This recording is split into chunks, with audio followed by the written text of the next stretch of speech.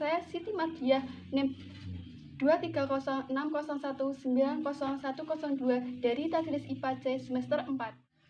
Saya di sini akan menjelaskan tentang motivasi dalam belajar. Yang pertama yaitu pengertian dari motivasi belajar, yang kedua yaitu fungsi motivasi belajar, yang ketiga yaitu faktor-faktor yang mempengaruhi motivasi belajar, yang keempat yaitu macam-macam motivasi dalam belajar. Nah, pada materi sebelumnya kita sudah mempelajari tentang materi belajar. Nah, mari kita ingat kembali bahwa belajar dimaknai sebagai proses perubahan perilaku sebagai hasil interaksi individu dengan lingkungannya. Perubahan perilaku terhadap hasil belajar secara kontinu, fungsional, positif, aktif, dan terarah. Poin yang pertama yaitu pengertian motivasi belajar. Motivasi berasal dari kata move, yang berasal dari bahasa Latin, yang berarti daya penggerak atau dorongan dalam diri seseorang untuk berperilaku dan bertindak, yang diartikan dalam upaya mencapai tujuan tertentu. Nah, motivasi merupakan dorongan, hasrat, kebutuhan seseorang untuk melakukan aktivitas tertentu. Dalam hal ini yaitu motivasi dalam belajar. Jadi, dapat disimpulkan bahwa pengertian motivasi belajar adalah keseluruhan daya penggerak di dalam diri peserta didik yang menimbulkan kegiatan serta memberi arah pada kegiatan belajar. Poin yang kedua yaitu fungsi dari motivasi belajar. Yang pertama yaitu mendorong siswa untuk berkreativitas. Perilaku setiap orang disebabkan karena dorongan yang muncul dari dalam yang disebut dengan motivasi. Nah, besar kecilnya semangat untuk bekerja sangat ditentukan oleh besar kecilnya motivasi tersebut. Nah, contohnya semangat siswa yang dapat menyelesaikan tugas yang diberikan guru tepat waktu dan ingin mendapatkan nilai yang baik. Yang kedua yaitu motivasi sebagai pengarah, bahwa tingkah laku yang ditujukan setiap individu pada dasarnya diarahkan untuk memenuhi kebutuhannya atau untuk mencapai tujuan yang telah ditentukan sebelumnya.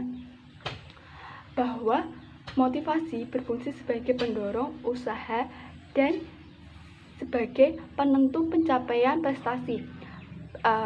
Adanya motivasi yang baik dalam proses belajar maka akan menghasilkan hasil yang baik. Yang ketiga yaitu mendorong manusia untuk berbuat.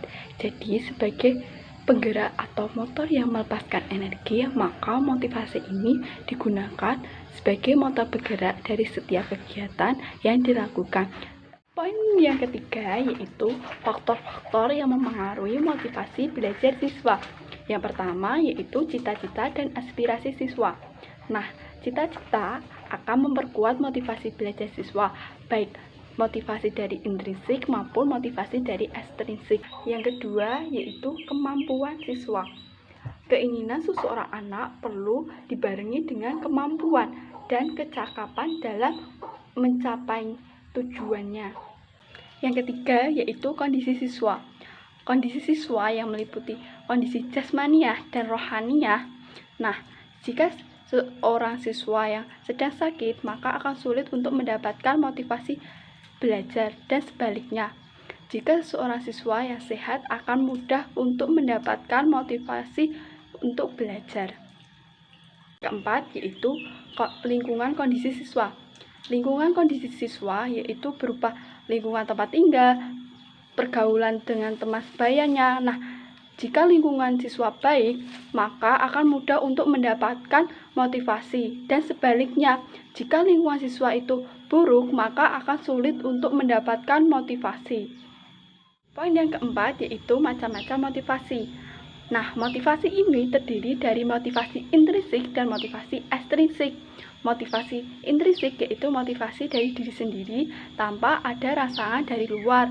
Sedangkan motivasi ekstrinsik yaitu motivasi yang perlu ada rangsangan dari luar, seperti dorongan dari keluarga, teman sebayanya, guru, dan bahkan lingkungan sekitarnya untuk melakukan segala sesuatu. Nah, itu tadi pemaparan materi tentang motivasi belajar. Semoga bermanfaat. Terima kasih.